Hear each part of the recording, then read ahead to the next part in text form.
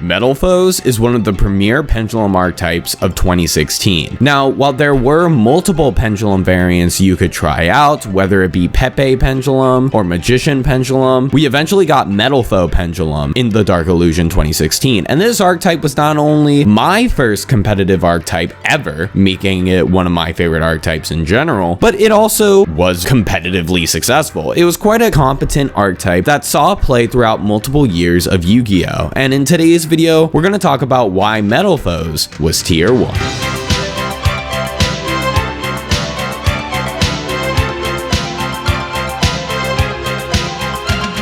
Metalfoes is an archetype full of normal monsters that essentially used fusion summoning to combine these normal monsters into even better fusions. The archetype was really fascinating because it was essentially a competitive tier 1 normal monster archetype. But what made it so much better was the fact that you had these pendulum scales to make the normal monsters do something. Obviously, we had Cleafort back in the day, and there were a few normal monsters in there.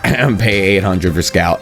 But besides just Scout, in Metalfoes, the entire archetype is essentially normal monsters besides the extra deck. You had Volflame, Silvered, Gold Driver, and Steelin, and all 4 of these really made up the core of the deck. You played a ton of ways to search normal monsters in the form of Summoner's Art and Painful Decision, and combine it all together with some good stuff pendulum cards like the Magispectors at the time, since Kieran was still a card, and you had a really competent Yu-Gi-Oh deck. While the core engine itself was competent, you had these generic options like Kieran, like Jowgen, and so many others in order to make the deck stronger than it should be otherwise. It was very consistent because they were all normal monsters, having so many ways to rota things out and essentially making for a ton of redundancy in their consistency. You could swarm incredibly effectively because this was before MR4, meaning that you could destroy Metalfoe scales with their Metalfoe pendulum scale effects and then bring all of the Metalfoes back to the field. You had an insane resource game because Mithrilium could shuffle back resources to your deck. It would float as soon as it leaves the field. You had Metalfoes Counter, which essentially could special summon a Metalfoe from the deck when one of your Metalfoes was destroyed, and then it had a graveyard effect to recur Metalfoes from the extra deck to the hand. Gosh, there was so much resourcing at this time. The game at this point wasn't even as much about disruption as it is now, but back then, Metalfoes could take advantage of resourcing so much more effectively, producing massive walls for your opponent to get over. And of course, just like I mentioned earlier, Kieran is one of the heart and souls of the deck. You played 3 Bunbuku, 1 Kieran because Kieran was limited at the time, and gosh, this card was a powerhouse. You can't target it, it can't be destroyed by card effects, and it could bounce itself and another monster on the field. Now, in today's standards, I think this card could probably come back. I don't think it's nearly as unfair as it once was, but at the same time, Kieran is just such a good card for pendulums as a whole. Now, I was mentioning that at this time there wasn't as much disruption going on, and while that was the case, especially compared to nowadays, they did have disruption. Alkahest was able to absorb an opponent's monster and equip it to Alkahest, and then you could use that monster for fusion summoning. But the point I'm making is that they had enough disruption to keep up with the rest of the metagame. There was a lot going on with this deck in 2016, but then we can even move forward to 2017 and start looking at the future variants of Metalfoes. Now, after 2016, I wouldn't say Metalfoes was like the premier deck or tier 1 or anything. It was more like tier 1.5 to 2, but realistically, there were other Metalfoe variants that came in the future. For example, Metalfoes Zodiac and True Draco Metalfoes. We got support in 2021 in Blazing Vortex. There were definitely waves of support for this archetype, which I love to see because, again, Metalfoes is one of my favorite archetypes, but that's not the point here. In general, Metalfoes had quite a tear in 2016, winning multiple events, and in general, I think Metalfoes is definitely a beloved archetype by a ton of people. But with that all being said, let's dive into the history and rev up our engines. But before we do that, it's time to plug METAFY. METAFY is a service that allows you to get coaching from the people kicking your butts online.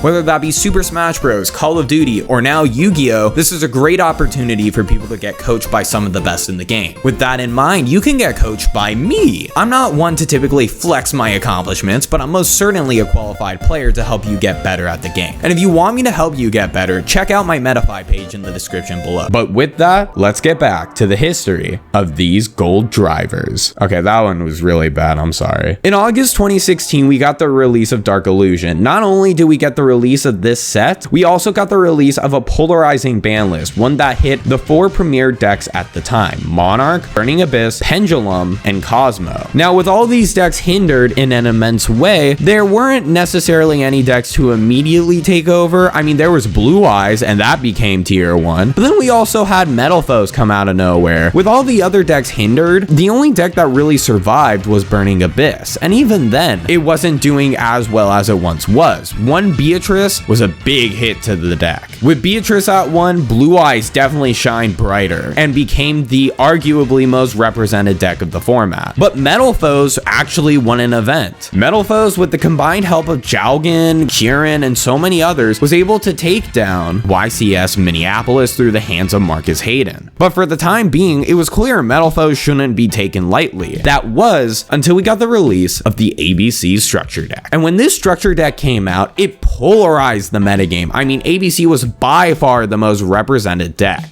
The power of ABC Buster Dragon was too strong for the metagame at the moment. That was until we got Invasion Vengeance. Invasion Vengeance not only released new Metalfoes support, not only released Dimension Barrier, but it also released one of the best boss monsters arguably ever printed, Totally Awesome. And with these 3 in mind, the format completely warped. While ABC was still a represented deck 100%, it doesn't mean that it was the best deck. And definitely there's an argument for Metalfoes or Paleo being the best deck at this point. Paleo would be clearly very strong. Totally Awesome plus a bunch of trap cards is really hard to deal with. But Metalfoes also got some aid in the form of Metalfoes Mithrilium. Mithrilium was arguably the best card printed for the archetype because you could recur 2 cards in your graveyard to the deck in order to bounce non-target any card on the field to the hand. And this doesn't just include your opponent's cards, it could be your cards as well. If you want to, let's say, bounce a Pendulum Scale for future use in following turns, you could do that. Metalfoes Mithrilium also had a floating ability, so when you used it for fusion summoning, because links weren't out at the time, you were able to then special summon a Metalfoe from your extra deck or your graveyard. Just the sheer fact that pendulums could be summoned from the extra deck like this so easily instead of to an extra monster zone of some kind means that Metalfoes was arguably one of the better pendulum decks at the time, because you could just keep bopping your scales and then they keep coming back to the field, gaining so much advantage in the process. With that all being said, we'd see Metalfoes do well, both at YCS Sydney and at YCS Bochum through the use of Billy Break. Billy Break won his 4th YCS with Metalfoes, and it just goes to show that Metalfoes were clearly competent, having multiple YCS victories under their belt. Next, we get to Metalfoes Zodiac. In February 2017, we got the release of Raging Tempest, which not only released That Grass Looks Greener, but released the Zodiac cards. And Zodiac, while somehow also having an impact in 2020 and 2021, we also see Zodiac in its prime in tier 0 fashion in 2017. And you could splash Zodiac with the Metalfoes. Metalfoes and Zodiacs had great synergy, not only because you had so many ways to put level 3s on the board for MX Saber Invoker, but you could also use the Zodiacs to get you additional pendulum scales through Broad Bowl in order to get access to more Metalfoe pendulum plays. This was quite a fun variant of the deck in my opinion, but it doesn't end there. Next, we move on to 2018 and we get to True Draco Metalfoe. This variant was arguably very strong for its time because it could use Astrograph Sorcerer, it could use the True Draco cards and Masterpiece and Diagram. You use Diagram to pop your set Metalfoes combination, search even more Metalfoes. I mean, it was quite a powerful deck at the time. And then we get to the 2021 Blazing Vortex Metalfoes, and while this support didn't really make the deck tier 1, it definitely was alright for the deck, and it goes to show that Konami is still thinking about this archetype. I mean, heck, one of the best Link monsters ever printed is Metalfoes Electromite. A lot of people forget that Electromite is a Metalfoe monster. Clearly, Metalfoes have had quite a history and are tied to Pendulum very integrally because of that history. And while I don't think Metalfoes is the best Pendulum archetype right now, I definitely think Metalfoes served its role for its time. Thank you all so much for watching this video. I hope you enjoyed. Make sure to like and subscribe if you enjoyed. Again, check out my METAFY page. And with that, I hope to see you soon.